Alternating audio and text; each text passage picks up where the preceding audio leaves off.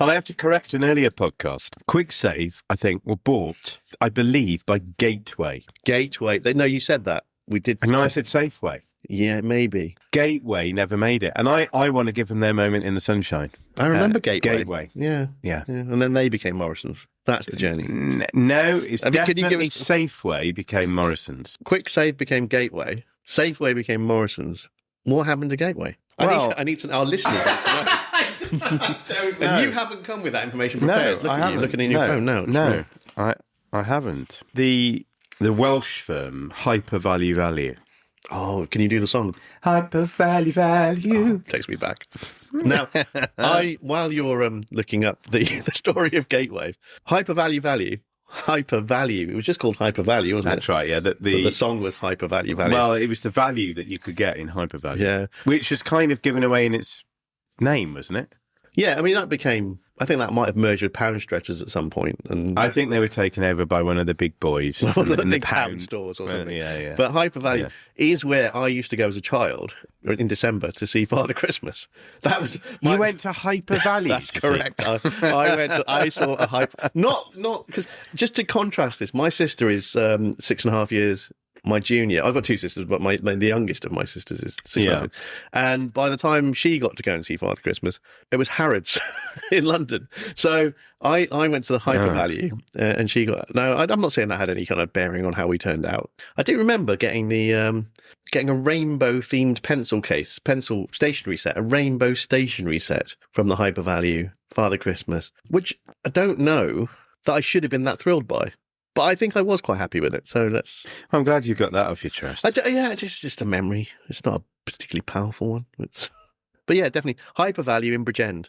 As far as Kwik Save's concerned, I mean, sadly, it ultimately failed in 2007. Gosh, as recently as that? Yeah, due to a lethal combination of fierce competition, disastrous corporate takeovers, and severe mismanagement. Right. Okay. I mean, it could be any number of companies, couldn't it? That could be, and yeah. Obviously, even having the plain bag with plain bags contained within it was not enough, obviously. And I don't know how they could have got more aggressive than that, really. Mainstream supermarkets, and AI here is put in brackets like Tesco and Asda, just in case we didn't know what a mainstream supermarket was. Their introduction of their value brands really sort of put the squeeze on Kwik Save. And the foreign retailers like Aldi and Lidl obviously entering the market. That was a big problem. They just really outpaced Kwik Save's basic offering. We've got it wrong again. Summerfield was the merger. Summerfield. Spelt Somer Field. I remember Summerfield too. I do remember that. In fact, on a sort of an entirely unrelated note, once upon a time, way back, I think we're talking late 90s. Late 90s, yeah. I don't think we'd hit the millennium. All the associated bugs.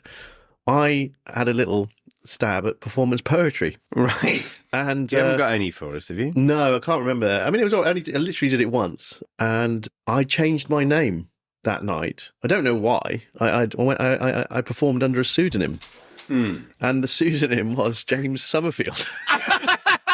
So there you go. Have you got any you could just a line or two of performance poetry by James Summerfield? James Summerfield's performance poetry. What was it? Do you know what? That might have to be for a future podcast, but I am happy to bring my bad poetry too. What sort of stuff was it on, though? No, well, it was more sort of... Because I'd been to a performance poetry workshop some weeks before. Gosh, this is going back. I did quite enjoy performing, and that's probably what pushed me into doing the stand-up comedy later on, which I also enjoyed doing. But because I liked that standing on stage, I got something out of that. I quite enjoyed that. Did the audience get anything out of it? They liked it. And the poet who led the workshop, who then seemed to be running the night... Did he have his own name, or was he going... I can't remember his name. I remember his poem that he sort of like tried to sort of tell us how performance poetry works it's less about the sort of the content of the poem doesn't matter as much as how the sort of like things like alliteration, the sound, and I don't think I like the sound of it. No, but his example was his poem was called Ruth on the Roof. I remember that. Ruth on the Roof. And he said, it doesn't make sense. And it was just him saying lots of words that sounded a bit like roof and Ruth. And I'd have to say, I'll lay my cards on the table and say it's not for me. But I do want you to know that Summerfield were acquired by the Co-op Group in 2009. Oh, come on, they're still going, obviously. They're still very much going. Yeah. Yeah, although the bank did get into trouble. They were propped up by their funeral business. Yeah, I knew you were going in that direction. Yeah, that's where it's at for the Co-op, and I'm a big fan of the Co-op. I don't want you to get me wrong on that. And Safeway were bought by Morrison's. Safeway were bought by Morrison's. Should we get on with the show then? I think that would be a lovely idea. So, welcome to Ben and James Could Do Better. Yes, and this is normally when I say, we certainly could do, but you know what? I think we're making some progress. I think we've got to be positive sometimes, you know? I mean, I know you think I'm a bit grumpy, so today I'm... Well, actually, I think most people would accuse me of being the grumpy one of the two of us. In the operation. In the operation. Well, just in life, generally, I am generally regarded as a more miserable personality than you. Are you going to do the register, or am I doing the register? Which one do you prefer? No, I want to do the register because I'm really sort of looking forward to what language you're going to use this time. So, class, are we all settled? Yes? Well, I'm here, I'm your teacher, and I'm speaking in a rather silly voice that sometimes makes it sound in a secondary school like we're talking to people who perhaps have only just sprung from the womb. But I might then say, James? Jess, mi esta kiti. Sorry, have we gone to Cuba or something? Esperanto. Esperanto. I thought that was a song. No, Esperanto is... Esperanto. No? No, Esperanto is a made-up language. It's not spoken by the Daleks or something, is it? No. It was there was a... No, have you not heard of this? Okay. So it was somebody invented a language combining elements of lots of other languages in order to create a language that the whole world would one day speak. And it's called Esperanto. But actually, it didn't catch on. It just made me think of Eldorado. Yeah, no, it just made me think of Eldorado. I always think of Esperanto and Eldorado as... Remember Eldorado? Oh, Eldorado. For me, I thought, things were difficult in my life when I say forced, I mean, I don't cast aspersions on my parents, but, we had a dose of EastEnders every time it was on. And to watch that. We then did, obviously, Howard's Way. I like the theme tune by Simon May. There's the link to EastEnders for you, same composer. You learn everything, don't you? You learn things with me, don't you? I do, yeah. Also, he did write the holiday theme tune. Simon May there. Simon May. And I believe Simon May also wrote the theme tune to Eldorado. Which was a good theme tune, to be fair. I'm going to check that, but I want you to tell us a bit about your memories of Eldorado, because I'm struggling to remember it in some respects. Are you able to give us any? No. I mean, I think it was. I didn't really watch it. I remember it being a big thing, though. It was announced. It was a big promotional campaign. The BBC, they went all in on it, didn't they? They really thought people were going to take it to their heart, and people were going to watch this soap opera set in the sun. But they didn't, and no one watched it, and it just sort of folded after a year, didn't it? It was cancelled. Simon May. It is Simon May. I was right to cite Simon May, the composer of the EastEnders theme tune, which Anita Dobson did sing. Anyone Can Fall in Love. Correct. Yeah, you really are improving your musical ability. This is very good. Oh, no, I've always known that. Anyone Can Fall in Love. Howard's Way. Yeah. Pa pa pee pa pa. Pa pee pa pa pa da pee. Well, you've really brought that home to me. Yeah. It was a sort of basso profundo voice there for you. Yeah, I don't think I watched Howard's Way, but I do remember the theme tune. And then Holiday. Ba ba ba da ba ba da ba ba. Yeah, no, powerful stuff. Yeah. It's powerful stuff. Very much D10, Roland D10 sort of sounds in there, or the Roland Juno might have been employed. There might well have been, some 8 or 16 track stuff there. But I want you to know, in relation to the Eldorado theme tune, composed by the British songwriter Simon May, he didn't just create a tune, he created a tune by reworking an earlier song he had written called When You Go Away. Not immediately catchy, but then again, we can't really accuse him of not writing catchy things. When You Go Away, yeah. So he reworked When You Go Away, adding Spanish guitars and an upbeat orchestral arrangement to fit the show's expat setting in Spain. You can listen to the instrumental version, for those who are interested, on Spotify, whilst you're downloading, obviously, previous editions of Ben and James Could Do Better. And you can read more about Simon May's work on his official website, simonmay.com. Marvellous. We're about to talk about one of the things that I've been up to this week. Right. Please do. Have you been up to anything this week, though, before we get on to that? I've been Sorry, it was simonmay.co.uk. I don't want listeners rushing to the simonmay.com site. I need to find out it's... Look, I've been having to sort of try and get to grips with pulling together a programme of study. So I think we'll just say that's been interesting. I'm glad you're enjoying that. And you? Well, talking of websites, actually, I've been doing a lot of work on the Ben and James Could Do Better website. Right. So I don't know if you recall, because we talked about the social media strategy, which sort of died a little bit of a death. When we first started the podcast, I started a lot of social media campaigns simultaneously. Yes, and found... you went sort of... It was almost as if there'd been some sort of short circuit. Yeah, well, I was in your electronic system. I was really keen to promote the show, but realised I'd overextended myself, so kind of ditched some of the initiatives. Yes, because you started sort of, you were almost baying for blood. You were saying things like, I need content, maybe. We didn't necessarily like all of the content we were putting out there. I think it's fair to say one of the things I jettisoned quite early was I jettisoned the Twitter page, or the X. We don't like it, do we? Didn't like it. Didn't really know how to do it. The other thing was the blog. So I set up a blog, and then felt fruitless to me. But you, no, I enjoy a blog. I have had a blog of my own for many years. I picked up a few followers. Not big numbers. It doesn't matter. But I enjoy updating a blog. So I thought I'd enjoy. You did it for you. Yeah? I did do it for me. I thought I might enjoy updating a Ben and James blog for us, and then I just sort of didn't, because there was lots of other things to do. But I've gone back to it, and I've been updating it. So there's now content on the blog, which people can follow if they'd like, or if they don't want to, that's absolutely fine too. But if you'd like to see some of the postcards that I've alluded to... Oh, yes, please. Well, you don't want to see them. We know that. You've made that your feelings abundantly clear. But people who've been listening might think, well, it's all very well and good you talking about these postcards. There's no visual. It's quite a visual medium. So And some podcasts, do have little things you can download and... Yeah, so, now you can go and visit our blog. Visual guide, if you like. You can now go and visit our blog, benandjamescoulddobetter.com. So, a bit confusing, because obviously I said simonmay.com, and it isn't. It's simonmay.co.uk. So for us... Ours is a .com, just to be clear. benandjames.com. That takes you to the blog, which has all links to the show as well. Well, obviously, that would be stupid just to have a blog that doesn't link to anything else.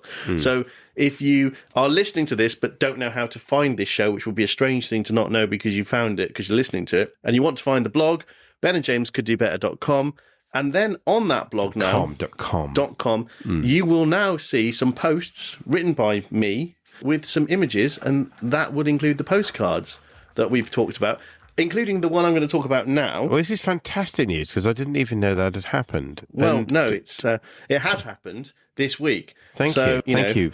On behalf of everybody. The week that precedes this episode going out, I spent a lot of time on that blog. Gosh, you kept that really quiet. I did. That brings us on to this week's postcard, which will obviously feature... You'll be able to see this now, not just hear about it, which is exciting news. We won't see it now. Well, no, the listener... They will see it now. They could click on whilst... By the time this episode has been edited, painstakingly edited by me and put out onto the... Oh, you spoke for hours. Why can't you just shut up? It's your own advice. You're not following it. So... Yeah, that's hilarious for hours. That's the only problem. It's difficult to know what to cut sometimes. It's not that difficult. I find it quite easy. The postcard this week is a picture of a sun, like as in, not someone's sun, the sun, the great gaseous ball of flames that brings all the energy and life to the world. Yeah, and that sun riding a surfboard, solar radiation, and it says happiness comes in waves. Oh, lovely. Can I have a look at that? It will find you again. Happiness comes in waves. It will find you again. That's an optimistic message. Yes, you can have a look at that if you'd like to. Thank you. Yeah, well, I'm going to just look at it if I can, just for a moment. Just happiness. Looks like a tidal wave behind it, no? Behind the sun. Which doesn't normally bring great joy with it, but it does look like a massive wall of water. Behind the sun on a surfboard, yeah. Wouldn't that... If the sun was that close to... I mean, I'm no scientist. No, I think that's becoming abundantly clear as you talk, but if the sun was that close to that water, wouldn't it just evaporate? Yes. Yes, it would. I'm glad you didn't go down the other direction of wouldn't that water extinguish the sun? No, I wasn't. I'm not that. But no, I like that, and thank you for sharing that. That's the first one you've liked in a few weeks. That's quite nice. I'm not saying I don't mind it. I don't mind it. But, but I know you don't really approve of this item. That you could give. That you could give to some, not a student, but that you could give. Well, you could actually, because it's not. Look, we're going to reward all of our listeners with a visual of that postcard. Yeah. And some written content. So there you go. Thank you for the ice cream. Yeah, well, I want you to actually unveil that because it's tiny, isn't it? It is. It's a Galaxy vanilla and chocolate ice cream. The chocolate's the outer coating, and the vanilla's presumably the ice cream. Yeah, and as you unwrap that, and maybe do a little taste test for us, because we've turned into a sort of some sort of food. Well, no, highly processed food. Usually sort of with review sugar. show. That's good though. I like that. It's quite nice, isn't it? It's quite a sort of, it's the ridge, if you'll pardon the phrase, in the middle, isn't it? It's a sort of a pure galaxy in the middle. I like that. I like a Mars ice cream. Yeah, but I think that's got a bit more class to it. And I started to eat those in my short time in Qatar. And that's where I developed something of a taste for the Galaxy ice cream. Something of a penchant for it. Could you translate penchant? Penchant. Not put you right on the spot. But I just used the word penchant. So I don't think it was a... Yeah, I didn't know what penchant meant, other than a bit of a liking for something, I suppose. I don't think there's a direct translation word for it. So, I mean, we've managed just in that introduction, along with the motorbike in the background. Because the windows are open to allow a bit of air into the room. We managed to do a food...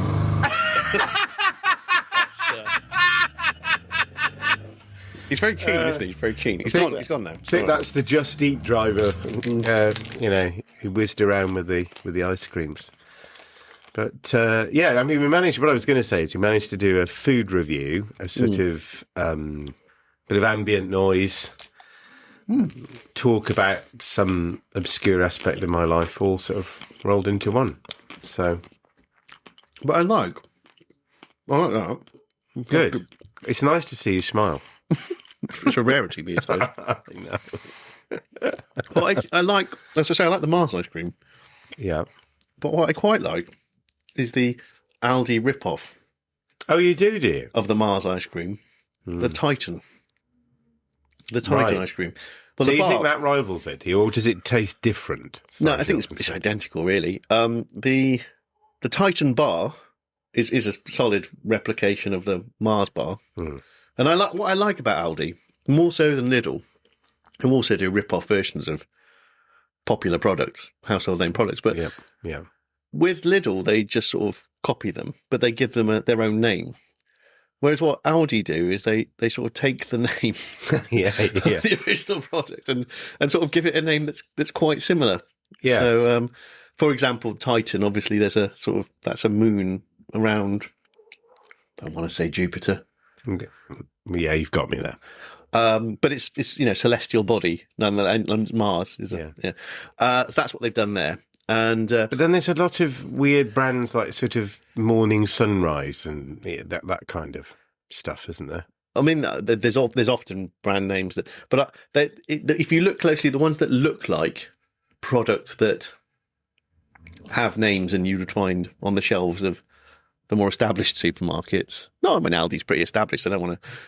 Yeah, I don't think we need to sort of call their veracity into question. But they was so, I mean, obviously, the now sort of fairly defunct Brewdog brewery, they still exist. I mean, you can still buy Brewdog beers in supermarkets. But Brewdog's not Brewdog anymore. I think it's in administration.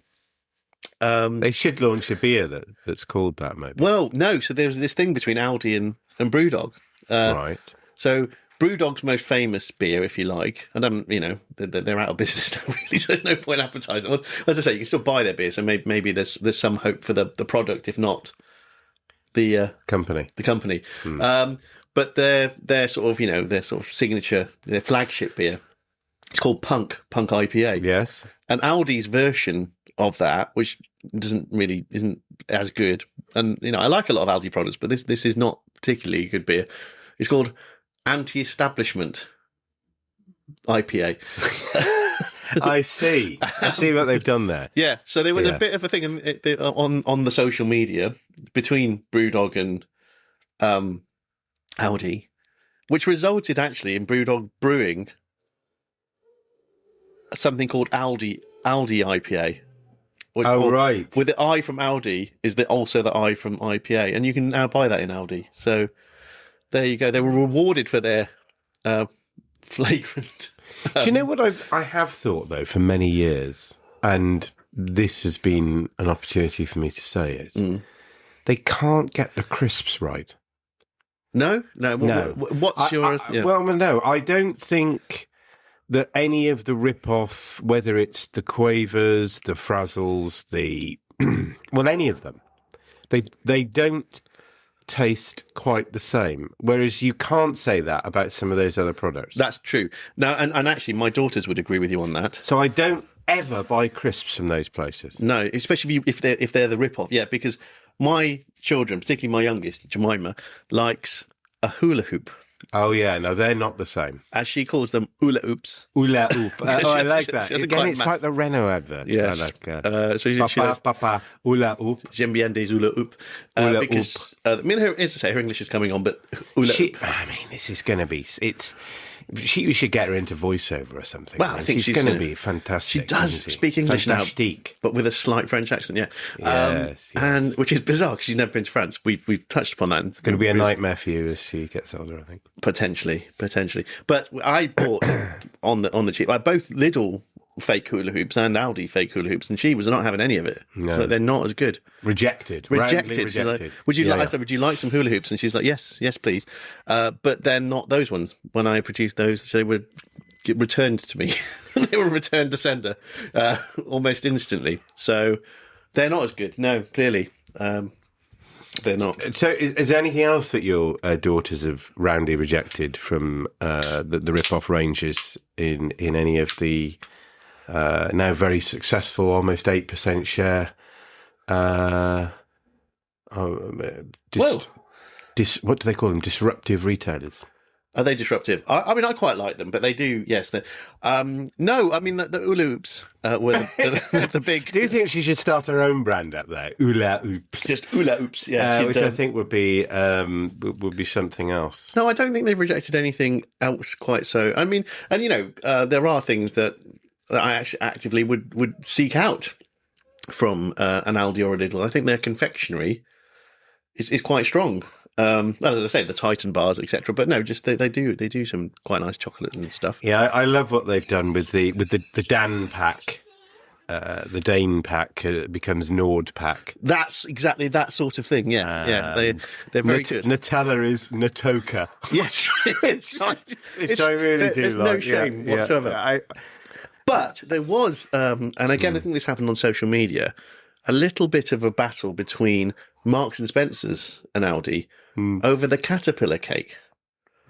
Now, this was an interesting one because Marks and Spencer's have... A firm favourite with the students, I find. If there's an end-of-term thing, they don't want me to go and get barrels of celebrations or whatever it is. They want the caterpillar cake. Yeah. Now, it's called Colin the Caterpillar in Marks and Spencer's. Mm-hmm. And I don't know what the Aldi... I can't remember, but there's been various, anyway, there's a bit of a thing of like, it's our, we own the Colin the Caterpillar, so you shouldn't be doing this.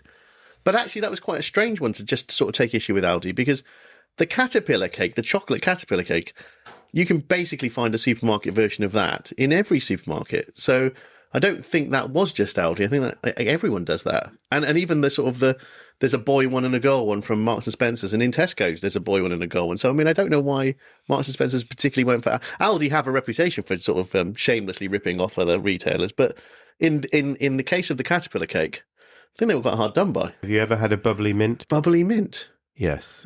I mean, that makes me think of a mint aero. It is. It's the Aldi version of... Brilliant. No, I've never had a bubbly mint. I have had a mint aero. Not a fan, really.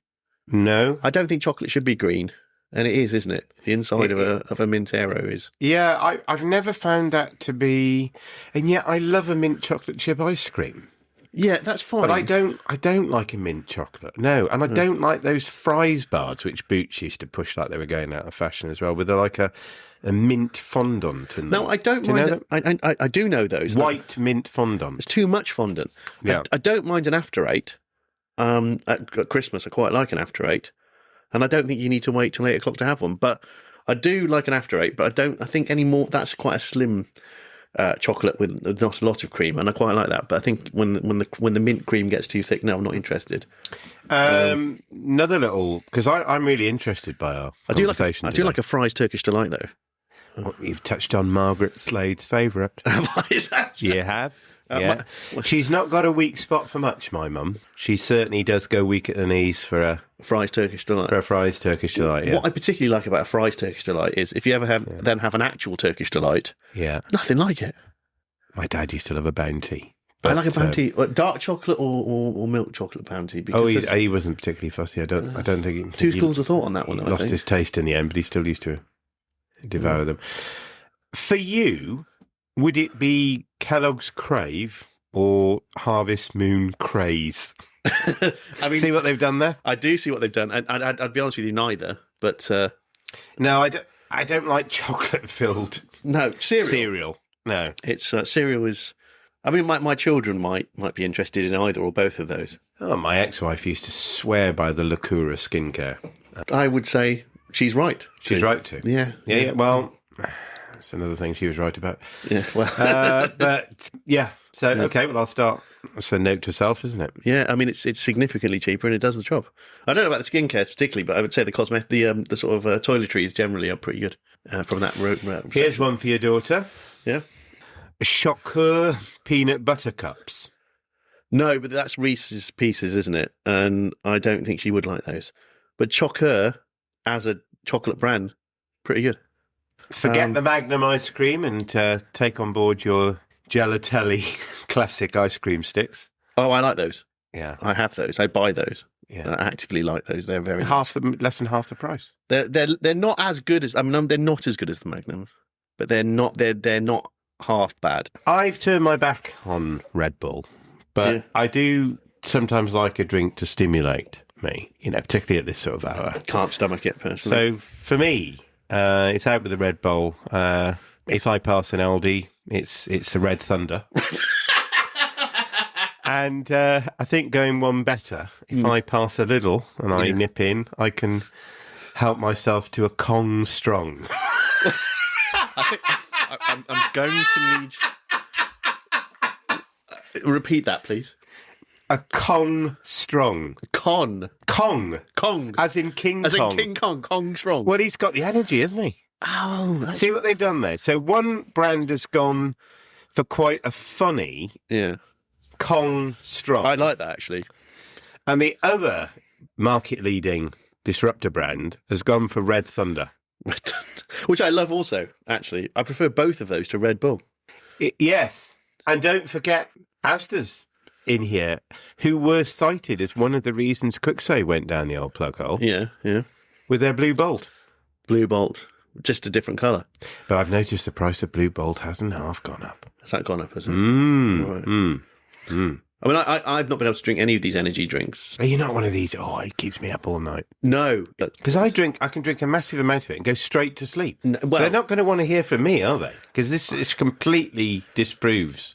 Back in the late 90s, early noughties, I think late 90s actually for this one, I used to like a drink. Oh, I think that you've accused me of that on this podcast before, and I did. You do like it. And these days I'm a bit more discerning and I like to drink things I like the taste of. Yeah, mainly sort of various sort of craft beers. Beers. Anything that tastes of lemons, I find. Well, I like it. You don't, but I don't. That's a whole other. But back in the late 90s, my main reason for drinking was to get drunk. It's not big and it's not clever, but you weren't role modelling back in those days. I wasn't really a role model, no, and I was probably easily influenced. But I used to drink too much. Binge drinking was a big thing back then, of course. I don't think it's quite what it was then. I think it's that sort of not as big which is probably a good thing for our society. But back in the late 90s, drinking to excess. Well, it wasn't just me doing it. There was quite a lot of... In order to speed up the process, me and my friend, we liked a Red Bull and vodka. Yeah, I used to like that, yeah. But, and because you had the stimulant and the alcohol combined, it was kind of, we would fuel things up. But we then decided what would be a clever idea would be to put 4 shots of vodka in a pint glass and then top up the pint glass with Red Bull. And we called it the Quad Vod. This is and Red something Bull. you. I don't know if other people did it, but we did this. These were in the days of irresponsible drinking. I mean, and, this and, was- and the dawn of Alco Pops, wasn't it? Yeah, it was. Well, it was. I think the alcohol had become quite established even then, and we did this. And I think one night we might have done more than one of those. So because the thing with that was it wouldn't hit you. The impact of it wouldn't hit you straight away. So, and I quite liked the taste of Red Bull back then. We did, I think, maybe 2 or 3 pints of this concoction. But I since that day, I've not been able to drink or tolerate the taste of Red Bull. And in fairness, it wasn't Red Bull's fault. So you think you'd actually vomit if you had Red Red Bull or Red Thunder or yeah. Blue Whereas Bolt? I'm fine with vodka. I mean, obviously, I'm quite sure you've worked in a pub at some point, have you? No, I've never worked on a pub, actually, I no. did. I pulled pints at the Three Arches pub. Yeah, no, I had one of the longest bars in Europe. Still trading? Still trading. Yeah, still trading. It's a Brains brewery. Don't forget it's Brains you want. I do like a Brains SA. Yeah, Skull Attack. Skull as it was Attack, called. and it does give you a bit of hangover. Oh, but they used to say in Cardiff you didn't travel very well. They used to say you didn't travel very well, the SA. I don't know why they'd say that. But why were they worried about where it was travelling? As long as it had travelled to the cellar of the pub they were in and it was coming up the lines into their glass. Why were they bothered about whether it was how it got there or whether it travelled or doesn't travel very well? I'm quite sure I had a Brains SA in Leicester, and it was fine. It was fine. It was absolute nonsense. Yeah. But then you'd have these people who go, they'd go nuts if you got a fresh glass. No, in there. What? Yeah. In there, mate. What's the matter with you? Sheer nonsense. Absolutely unbelievable, isn't it? But they did, if you were working in the lounge, you would sometimes get people asking you for a whiskey and pep. A whiskey. I mean, well, that shows you how old I am and how old these people were. And they said, a whiskey and pep. That's Pepsi, presumably. Yeah, I think it was. I don't think it meant Dr. Pepper because I could have said, well, do you want to substitute it for a Professor Peppy? Or, Oh dear, where's the... or a Dr. Bright?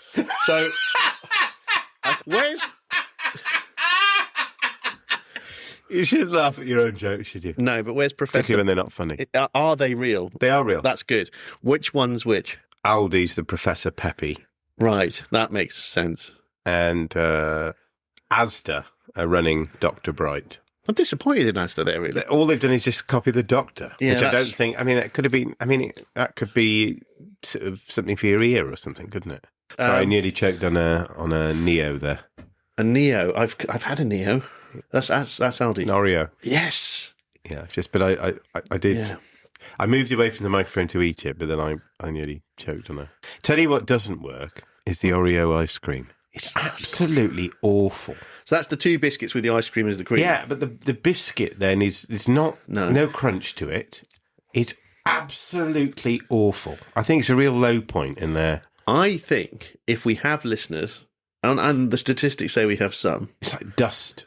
I think ice cream in between 2 that bits might be of the dust. first statement you've made that might get a reaction out of the listeners. So I think people do like the Oreo ice cream. So No, I'm not talking about the sort of rip-off Oreo ice cream that you can get in KFC and things. That's quite nice. I'm not talking about a Crush'ems Oreo. No, I know you're on about They're the all one, very nice. the biscuit with the ice cream and the biscuit. No, it's awful. I think people like it.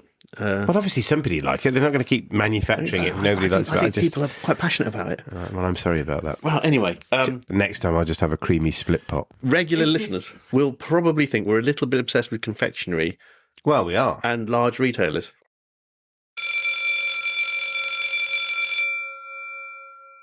Well, that's the sound of the bell, which means we've come to the end of the episode. Yeah, and I think it's been a lovely episode in the fact that I think for the first time since we started this wonderful project, we've just spent time. Well, we always spend time talking to each other. That's the whole nature of a podcast, isn't it? And inflicting that on the listeners. But what I've really enjoyed about this is we've meandered through memory lane. We've found out a bit more about each other and our backgrounds. And do you know what? We never really got to a list, did we? Well, no, it's an unusual gambit. It's the sort of format with only part of the format show. You know, time will tell if this is sustainable. Well, I don't think it's sustainable, but I think it was quite good as a sort of As a one-shot. as a one-shot wonder. Well, who's to say? We're not to judge whether it's a wonder, but or whether it was a one-shot into the dark. Well, we will no sooner. I don't know.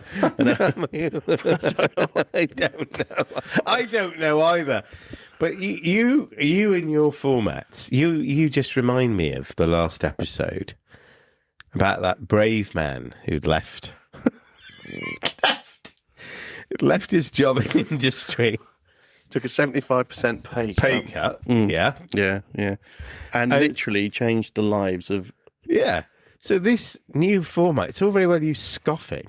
This new format with only part of a format could well be like what you would be like if I let you drop a book at 100 pages. You don't want to carry on, so you don't carry. Just let us choose. Yeah. And let's let the listeners choose.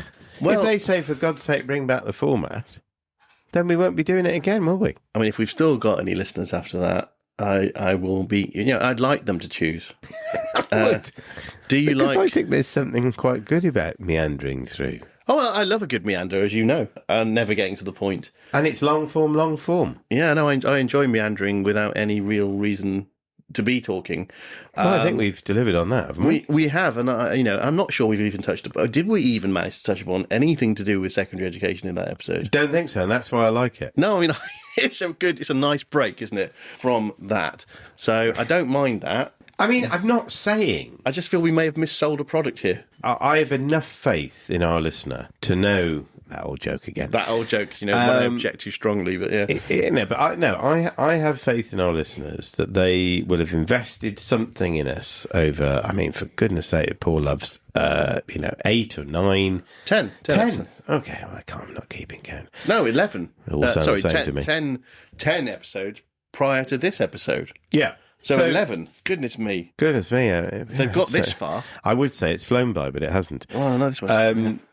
I think that's one of your major concerns, actually, that it hasn't flown by. But I think the edited version of this will fly by for the listeners, and I think they're going to be begging for more of it. And it might be something that, I don't know, perhaps it's something we do every Roman numeral 5 podcasts, maybe. A bit like the Star Trek, sort of make a good one, then a bad one. Yeah, it's almost been like our Netflix special. Well, yeah, it was quite special. And I can assure our listeners they won't have to beg for more content. Indeed, they're getting it anyway, aren't whether they want it or not, they're getting it. It's then there'll be another episode next week. Will somebody send one of these to somebody in an influential position, do you think, who says, potentially God, I love the sound of this? Perhaps not this one, But it could be this one. Could be this one, but maybe. How do you know? I don't know. And I mean, I'm just saying, if you episode 5, 6, they were quite good. 8 was all right. Give that one a try. If you can afford it on, Yeah. Those would be where I'd start. I mean, you didn't think 8 was going to be any good. I didn't, and it's all right. I like 8. I might like this one. I think you will. I think we do. And on that note, I think we're going to wish... I never did get around to reading that Tom Hanks short story, No, but I think we need to promise... Can you even remember what it was called? No, for some reason I just had Escape from Sobibor in my mind. But that was more to do with... Not trying only to bring did this to an end, I think. I didn't read it, and I can't remember what it was called. So it's a bit. That's a bit of. If anyone did read it, can you remind me what it was called? It's Costas. Somebody going around Costas. Was it any good?